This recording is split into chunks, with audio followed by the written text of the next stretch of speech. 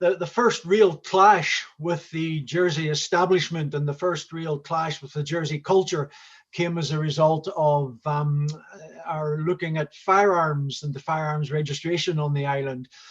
Now, the firearms registration on the island is dealt with firearms certificates, and the possession of firearms were authorised then, and I believe still are, by the connotabs of each parish, which is the head of the honorary police in each parish. Nothing to do with the States of Jersey Police. And how we got very interested in it was we had a firearms clerk, and there was a man arrested for firearms offences who told us that our States of Jersey Police firearms clerk was giving information to criminals that we held on them. But not only that, was also buying and selling and taking possession of guns that were being handed in by members of the public and were being sold back out again. And when we started looking at it, well, the first thing we did was to arrest our firearms clerk. And even then, at this stage, we didn't have an idea of the political ramifications that were going to arise from this. We went to his house and we found an absolute treasure trove. We were met at the door by his, I think he was 4-year-old son, carrying a Magnum 45 revolver in his hand. Oh my goodness. in his night clothes. And fortunately, the revolver was unloaded. But when we went into the house, we found an absolute stash of firearms. We should have had some hint, because on the porch, on the roof of his porch, as we approached the house, was a Sea Cat missile launcher. Right. Oh my God. In the house, we found high velocity NATO rifles. We found Magnum revolvers. We found hundreds of ammunition. Oh no! And we also found an RPG-7 rocket launcher. Wow.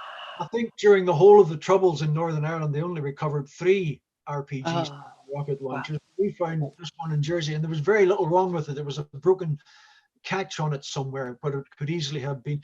Been repaired. Anyway, we charged him, and he was convicted of unlawful possession of firearms and ammunition. Most of the charges were dropped because he pleaded guilty to 1 charge, and so we then disciplined him. And Graham sat on the discipline board. Graham Power, the chief of police, and Graham dismissed him, as I recall. But because of the strange sort of thing that was going, the strange situation in Jersey, what was the Home Affairs Committee then, who were responsible for the policing, they rescinded Graham's decision and made us take him back again. Oh, wow. That tells you so much, doesn't it? Already, we'll get around to Graham Power, obviously, but that already tells you so much about how the island was operating. So what we did was we tried to keep him away from sensitive information from then on in.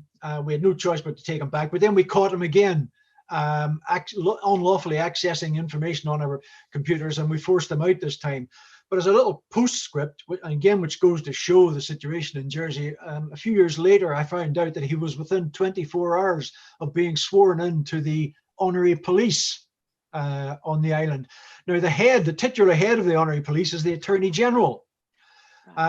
So one is entitled to assume that the Attorney General knew all about this man's pending swearing in.